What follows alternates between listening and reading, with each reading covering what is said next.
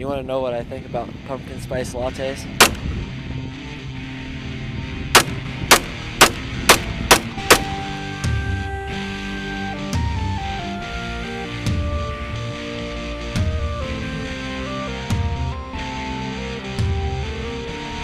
Welcome back to the channel, Den members. My name is Matt. We are back at Llama Ranch today.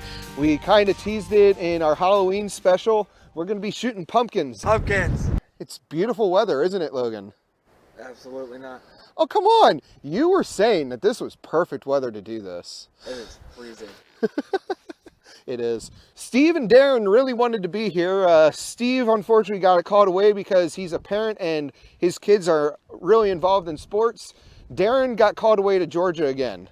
And as we all know, being an international spy takes precedence over shooting Halloween decorations. It's hard to believe that this is only 2 weeks after the Halloween special was filmed. And we went from 80 degrees down to, gosh, did it even hit 50 today, or is it in the 40s now? It's in the 40s.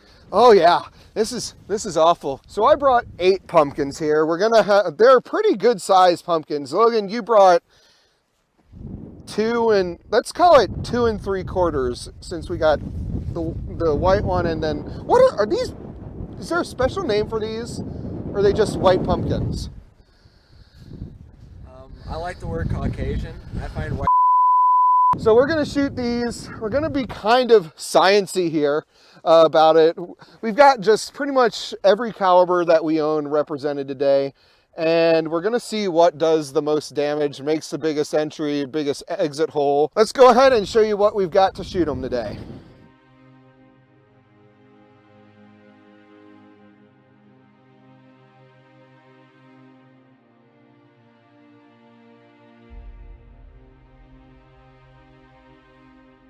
I just got my AR-15 here, my 22 LR.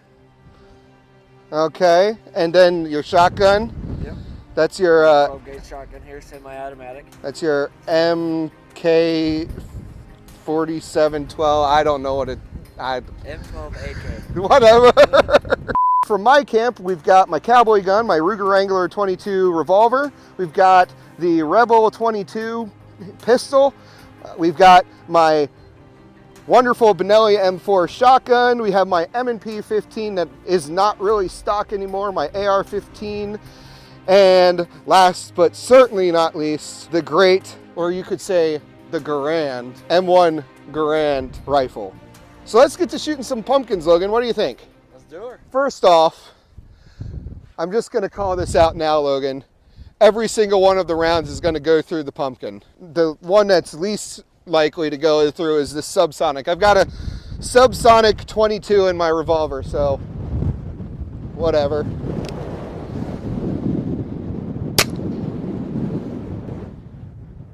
Oh, look at that little tiny wound. See? Okay, if a subsonic will go through that, everything's going through this.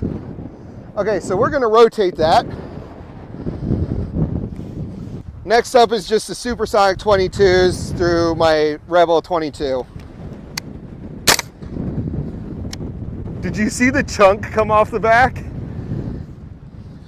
Okay, shockingly, it's almost identical to the subsonic. Oh, cool. A little bigger. Actually took off a part of the rind. If this video ever sees the light of day, I'm gonna just apologize here and now for the wind. It's like gusting at 25 miles an hour today. But you know, pumpkins, they have a shelf life and we got bored. This is your M&P 1522, right? Yeah. Okay, and I promise this is the last 22. We'll move on to the big boy rounds in a second. Oh, I wasn't ready. And would you look at that? It's almost identical.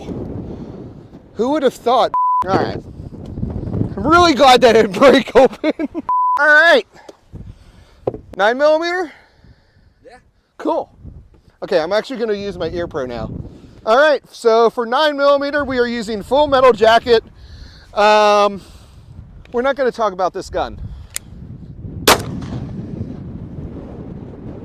I shot really low. Oh, look, that's almost like the exit wound on the 22. Oh. Oh. What's up with you and fingering things? Oh, okay. Oh, it's juicy.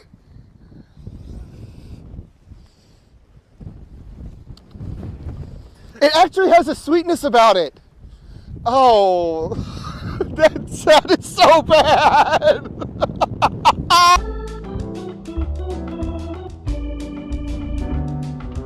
We're gonna rotate that. Logan, you got a new handgun. I did. Decided to pick myself up a nice Canic, Meta or Medi or however you want to pronounce it, Pro, the SFX. It is a nice gun. I've heard bad things about Canic, but I will say this one seems like it's a pretty decent gun. We'll have to do a review on this at some point if you want to do it. Yeah, Not today. It's cold. It's too cold. You cracked the skin a little bit. Oh look, just like mine. Oh, it's soft. Oh, what do we got? What do we got? That's bigger. Oh! Okay. Doesn't matter. How long is your barrel?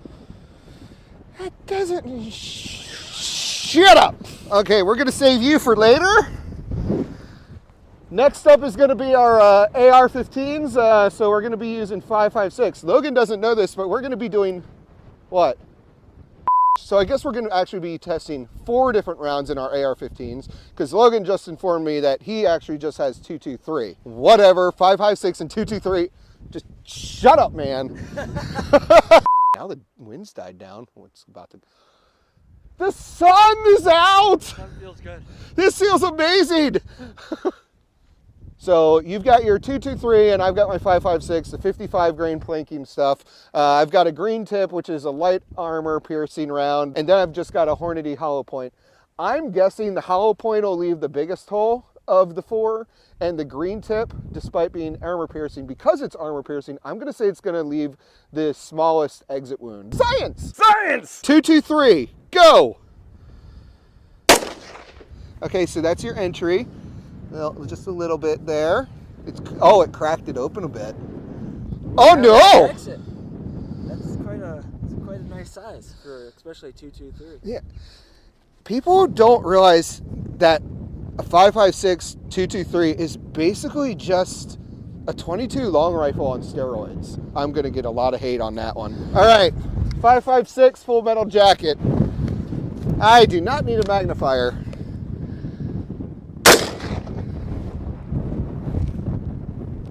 All right, let's see what we got here. Pretty much the same entry, right? Oh shoot, no, bigger. Smaller. Huh, okay. We're gonna just call that inconsistencies in the pumpkin. All right, next up is the M855 green tip.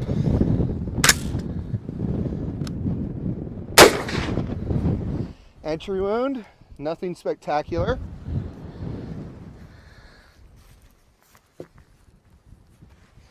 And it's bigger than I thought it would be. All right, last up is the Hornady hollow point.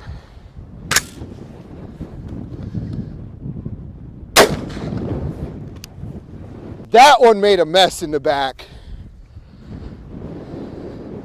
Actually, one of the cleaner entry points. Oh! I think that's the biggest one yet. All right, let's compare here. So that's the 5.56 full metal jacket. I still think that it's just inconsistency. And that's the hollow point. Look, it's cracked. Nice spider webbing. So the Hornady hollow point leaves the biggest exit wound yet. Okay, we're gonna go, oh gross. Let's see how our World War II gun does. Now we're not shooting regular plinking ammo out of my M1 today. We're actually shooting 150 grain soft point. Since I'm only shooting single rounds, I'm gonna shoot 2 single rounds out of it today. 30-06 soft point.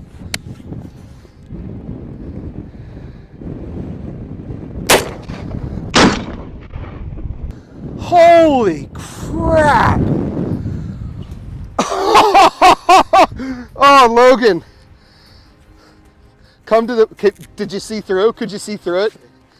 Oh, man. Steve, this one's for you. Oh, that's so gross. Holy cow. One more for good measure.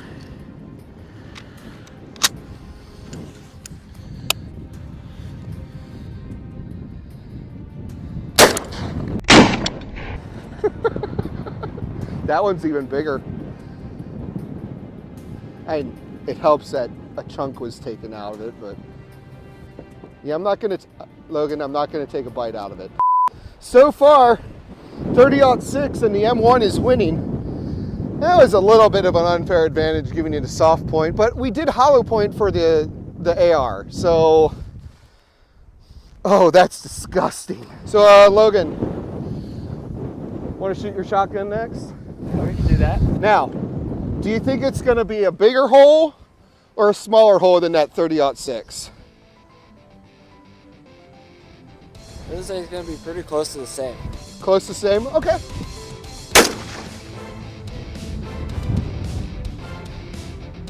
That is a clean but big entry wound. Hi, Logan! That's the thing about slugs. It has so much mass that you're not going to take that much energy off of it with something like a pumpkin. I really don't like that spread pattern. These might not be that great of a double-aught buck. Last, but certainly not least, like Logan, I'm gonna deal this pumpkin 1 ounce of